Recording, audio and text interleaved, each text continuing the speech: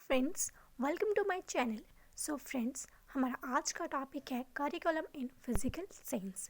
तो सबसे पहले हम इंट्रोडक्शन देखेंगे। Curriculum is the crux of the whole educational process. Without the curriculum, we cannot conceive any educational endeavors. The curriculum is, in a literal sense, a pathway towards a goal. गोल तक पहुंचने के लिए curriculum को pathway बोला गया है। Curriculum में included है lecture, demonstration, field visits etcetera. Meaning, curriculum एक लैटिन वर्ड से लिया गया है करियर, जिसका मतलब होता है a course of race in which one runs to reach a goal. The curriculum refers to the lesson and the academic content taught in a school or in a specific course or a program. The curriculum is a dynamic, ever-changing series of planned learning experiences. The curriculum is everything the learner experience in a school. Curriculum यानी कि पाठ्यक्रम किसी भी एक specific course या फिर programme के under एक स्पेसिफिक कोर्स या फिर प्रोग्राम के अंडर जो भी लेसन और एकेडमिक कंटेंट पढ़ाया जाता है स्कूल में, उसे करिकुलम बोला गया है। और करिकुलम हमारा फ्लेक्सिबल होना चाहिए, यानी कि उसमें रिजिडिटी नहीं होनी चाहिए। करिकुलम का मतलब है कि जो लेसन और एकेडमिक कंटेंट जो स्कूल में पढ़ाया जाता है वही करिकुलम नहीं, बल्कि जो भी लर्निंग एक्सपीरियंस जो बच्चा स्कूल में गेन करता है उसे भी करिकुलम में इंक्लूड किया गया है। Academic content plus experience gained is equal to curriculum. जैसे कि मैंने बताया कि करिकुलम क्या है, एक एकेडमिक कंटेंट जो भी लेसन और कंटेंट रिलेटेड टू सब्जेक्ट पढ़ाया जाता है और जो एक्सपीरियंस बच्चा गेन करता है स्कूल में उसे करिकुलम बोला गया है। इसके कुछ डेफिनेशंस हैं, आप अपने अकॉर्डिंग देख सकते हैं इसे।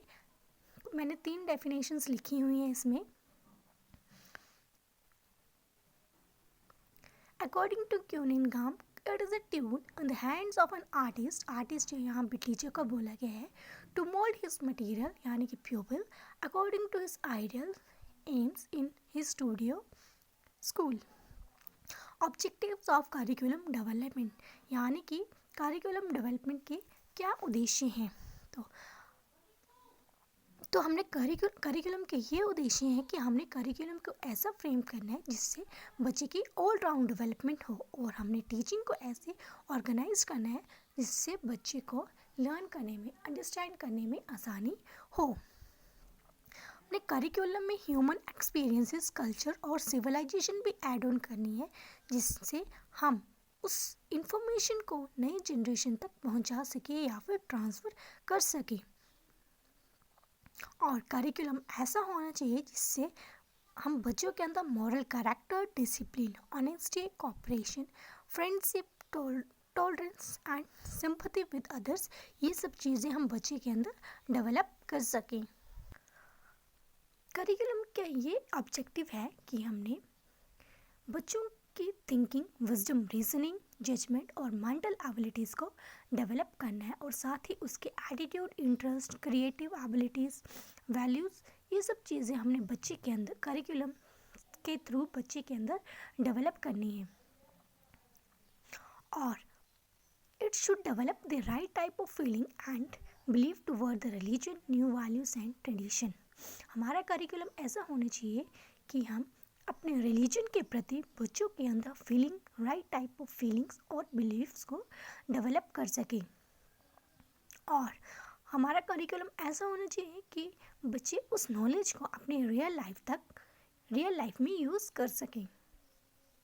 अब इसमें प्रिंसिपल्स ऑफ करिकुलम कंस्ट्रक्शंस हैं कि जब हमने करिकुलम को बनाना है तो किन प्रिंसिपल्स को ध्यान में रखते हुए फ्रेम करना है। First is suitability to the age and the mental level of the children, कि जब भी हम करिकुलम बनाएं तो हम ऐसा करिकुलम बनाएंगे कि वो बच्चे के मेंटल लेवल के हिसाब से हो, यानी कि वो उसकी एज के अकॉर्डिंग हो, उसकी मेंटल कैपेसिटीज़ के अकॉर्डिंग हो। और हमें ऐसा कुछ भी नहीं पढ़ाना है जो कि बच्चों के सिर के ऊपर से जाए, यानी कि nothing should be taught to them which may float above their head. Second principle, according to the specific interest of the children. Different stages में बच्चों का इंटरेस्ट चेंज होता रहता है, तो हमारा करिकुलम ऐसा होना चाहिए कि वो बच्चों के इंटरेस्ट और टेस्ट के अकॉर्डिंग हो. थर्ड प्रिंसिपल है curriculum should be environmentally centred. Curriculum environmentally centred होना चाहिए. फोर्थ प्रिंसिपल है प्रिंसिपल ऑफ कोरिलेशन. यानी कि हमने अपने करिकुलम को ऐसा फ्रेम करना है कि जितने भी सब्जेक्ट्स हैं वो एक दूसरे से कोरिलेट हो और बच्चों को समझने में इजी हो और बच्चे जल्दी से नॉलेज को ग्रैप्स कर सके. फिफ्थ प्रिंसिपल है एक्टिविटी सेंटर्ड. हमने करिकुलम ऐसा फ्रेम करना है कि उसमें एक्टिविटीज़ की भी इन्वॉल्वमेंट हो, क्योंकि बच्चा जो है वो एक्टिविटी से ज़्यादा सीखता है. तो एक्टिविटीज़ से बच्चों की स्किल्स में इम्प्रूवमेंट आएगी. करिकुलम में एक्टिविटीज़ इंक्लूडेड हैं जैसे कि मॉडल्स, प्रोजेक्ट्स, एक्सपेरिमेंट्स, जिससे बच्चे की थिंकिंग और रीजनिंग एबिलिटी भी डेवलप होगी. 6 पॉइंट है डेवलप दिस साइंटिफिक एटीट्यूड. हमने साइंस करिकुलम में ऐसे टॉपिक्स इंक्लूड करने हैं जैसे extra curricular experiences add on करने हैं, जिससे बच्चे की open mindness, critical thinking, scientific method of attacking the problem, ये सब चीज़ें डेवलप हो सके और बच्चे के अंदर साइंटिफिक एटीट्यूड भी डेवलप हो. 7th प्रिंसिपल है helpful in providing the inspiration. हमने साइंस करिकुलम को ऐसे फ्रेम करना है कि यानी कि उसमें ऐसे ऐसे लर्निंग एक्सपीरियंसेस डालने हैं जो बच्चों को इंस्पिरेशन प्रोवाइड कर सके. जैसे कि हम उसमें डाल देंगे बायोग्राफीज, हिस्ट्रीज डालेंगे, जो महान साइंटिस्ट हैं उनकी इन्वेंशंस और डिस्कवरीज. नेक्स्ट प्रिंसिपल है प्रिंसिपल ऑफ फ्लेक्सिबिलिटी.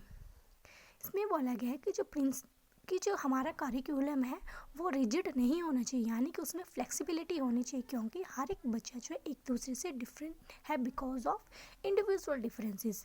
तो हमारा करिकुलम में फ्लेक्सिबिलिटी होनी चाहिए जिससे बच्चों को लर्न करने में, अंडरस्टैंड करने में ईजी रहे. Meeting the requirements of day to day life. यानी कि हमने करिकुलम ऐसा फ्रेम करना है जिससे बच्चे उस नॉलेज को अपनी डेली लाइफ में यूज़ कर सकें.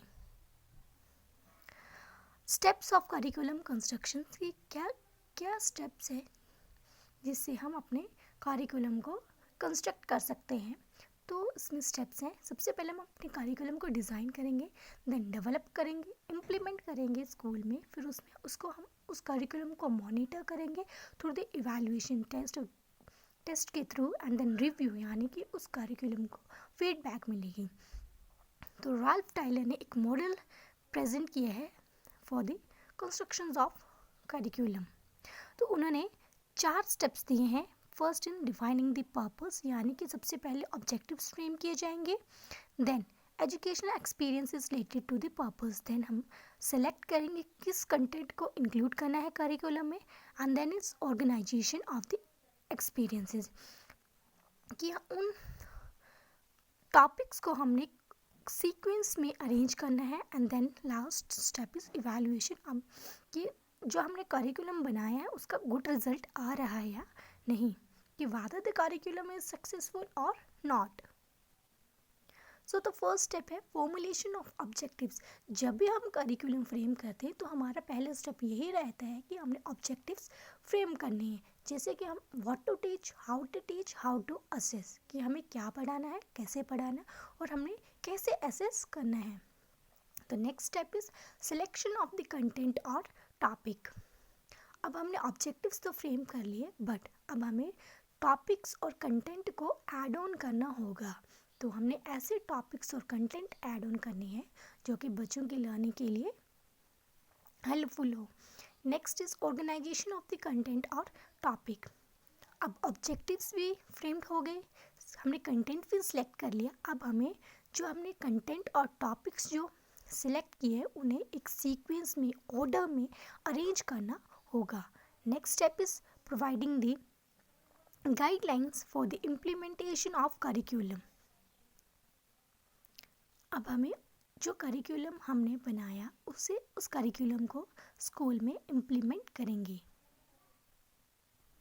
डिफरेंट मेथड्स, टेक्निक्स, स्ट्रैटेजीज का यूज़ करके हम करिकुलम को इम्प्लीमेंट करेंगे।